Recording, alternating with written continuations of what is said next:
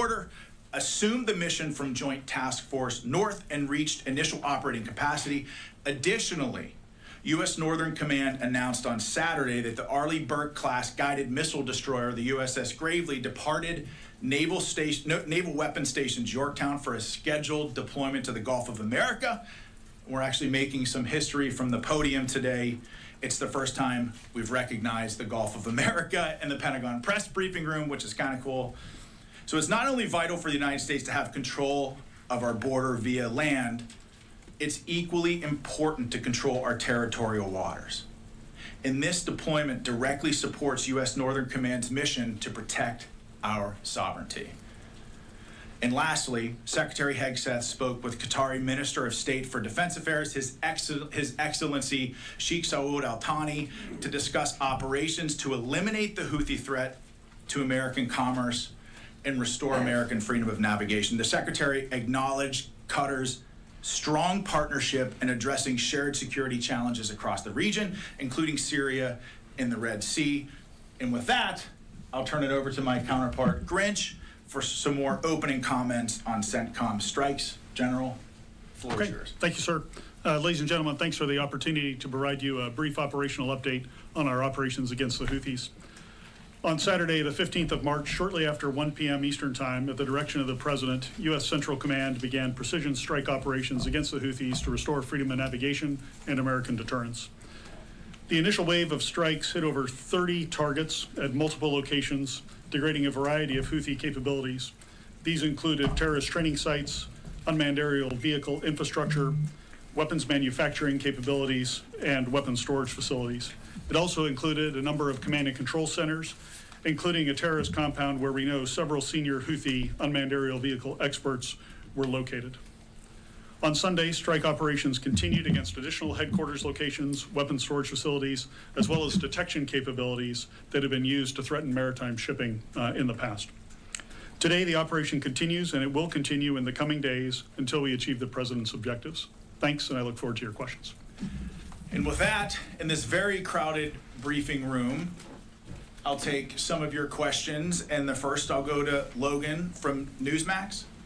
Sean, thank you for taking my question. This really is for both of you. A question about the Bashad, that's Iran's spy ship that has been directing the Houthis throughout this conflict. Is it still operating in support of the Houthis? If so, do you know where it is? General, turn it over to you to address that. Sure. We know that the Iranians have provided a variety of assistance to the Houthis over the years, including some suspected intelligence. We do know that some had previously come from the Bashad. The Bashad is not currently being used for those operations, but we do know that other vessels are contemplated for those sorts of operations, so we're watching very closely to see if they return to the AO. I would also say that, you know, when you look at how the previous administration conducted business with Iran, you know, they really empowered Iran to fund and export terror all around the world, whether it's with Hezbollah, Hamas, specifically with the Houthis.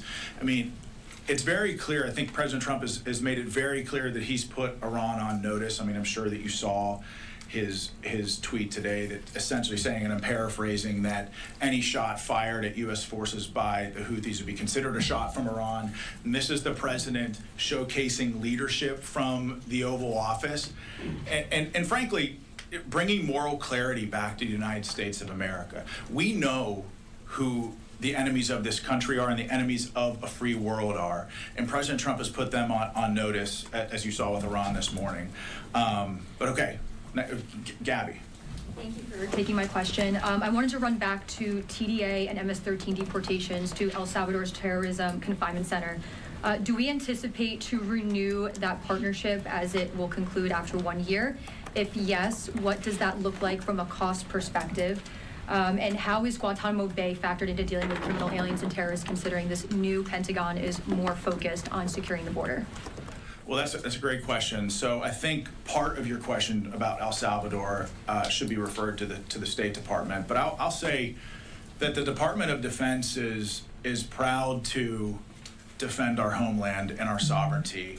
in helping to deport transnational criminal organizations like Tren de Agua. We're proud to support that mission.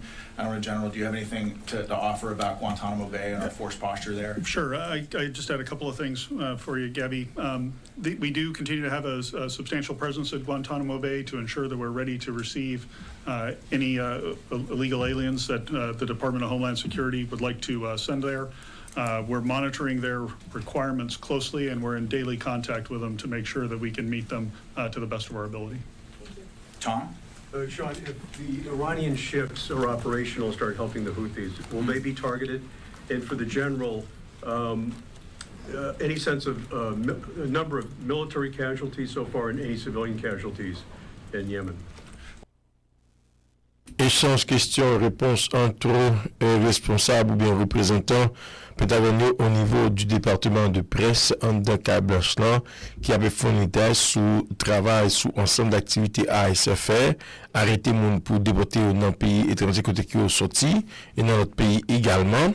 Et puis, l'administration, il dit, il était critique contre encore vis-à-vis de Joe Biden qui sont paquets médiocres qui étaient permettre que moun ça passer dans l'élection pour que vous continuez nuire alors que il y a une chargé en pile lorsque moun ça il y a beaucoup de ici gouvernement a déclaré il fait pour le bénéfice de doute il y a à peu près une décision qui est nécessaire pendant que même si là qui sont l'école tout il va suivre boss pendant que il y a de monde qui va aider avec parents mais jusqu'à maintenant on a dit que on va charger en pile monde capitaine Tim ça retourner.